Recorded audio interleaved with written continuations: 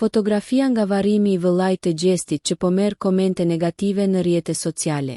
Ceremonia mortore e Eldion Kelmendit, vëllait të gjestit, u shënua nga një moment i dhimbshëm dhe shumë emocional, kur Egli Tako u pa duke përqafuar e ngushëlluar gjestin pranë varrit të ndjerit. Pamje që në vetvete mbartni një mesazh solidariteti dhe mbështetjeje.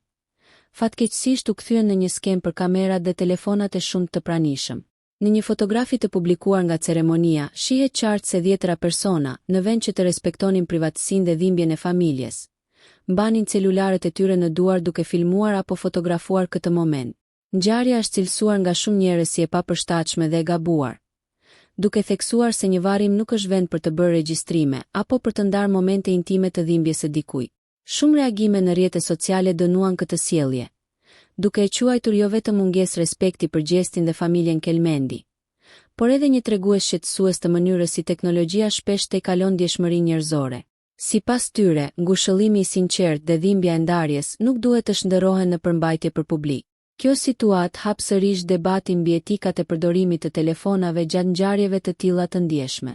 Ceremonia e dieshme tregoi se, përtej dhimbjes së madhe të një familjeje, shoqëria shpesh dështon të vendosë kufirin mes respektit dhe kuriozitetit.